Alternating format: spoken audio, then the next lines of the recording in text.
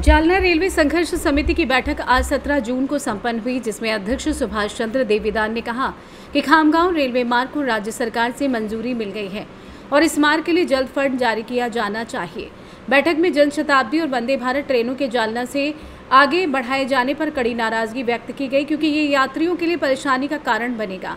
समिति ने आरोप लगाया कि विस्तार जालना के जनप्रतिनिधियों, वर्तमान और पूर्व विधायकों एवं सांसदों के ध्यान न देने के कारण हुआ है।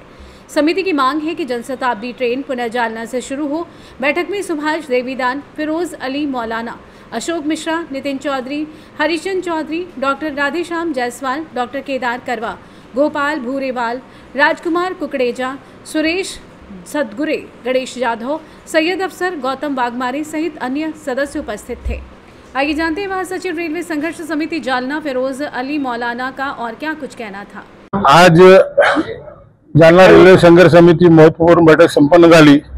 या बैठकीमध्ये गेल्या अनेक वर्षापासून जे आमचे काम थांबलेले आहे, प्रथम काम आमचं जे जालना खामगाव रेल्वे लाईन जे आमची सुरू करायची होती, त्याच्यामध्ये केंद्र राज्य शासनाने त्याला निधी जाहीर केले, परंतु निधी दिले नाही।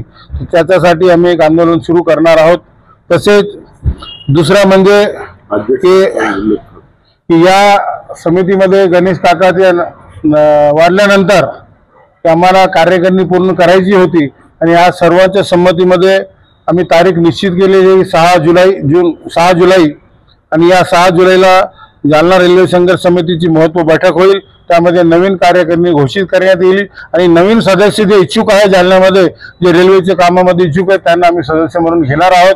आणि नवीन सदस्य म्हणून आज आम्ही राजकुमार कुकरेजा यांना स्वीकृती दिली आहे आणि सर्वांची अनुमतीने हे आज रेल्वे संघर्ष समिती सदस्य झाले आहेत। धन्यवाद। तसेच आमचे सुभाष चंद्र देवीदान हे काही 2-3 महिन्यापासून तब्येत बरी असल्यामुळे ते आमच्यामध्ये नव्हते आणि वेळ देत नव्हते, परंतु आज ते आमच्यामध्ये आले आणि आम्हाला पूर्ण शक्ती मिळाली आहे की ते आमच्या सोबत आहे।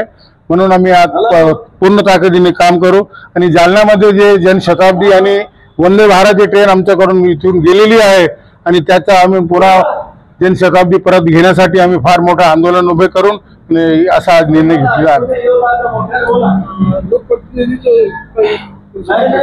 हे दोन्ही गाड्या जे इथून गेलेले आहेत त्याच्यामध्ये आमचे खासदार असो, आजी माजी खासदार असो किंवा आमचे शिवसेनेचे नेते अर्जुन खोतकर असो, या लोकांनी रेल्वेच्या कामासाठी त्यांनी दुर्लक्ष केले असल्यामुळे रेल्वे इथून पडून गेली। तरी आमची त्यांना विनंती आहे की त्यांनी या कामाकडे लक्ष द्यावं, नाही तर आम्ही आज या बैठकीमध्ये त्यांचा आम्ही जाहीर रोष आणि आम्ही निषेध व्यक्त करत आहोत। नाव काय तुमचं? फिरोज अली, महासचिव रेल्वे संघर्ष समिति। महाराष्ट्र से सी न्यूज़ संवाददाता शबीर पठान की रिपोर्ट।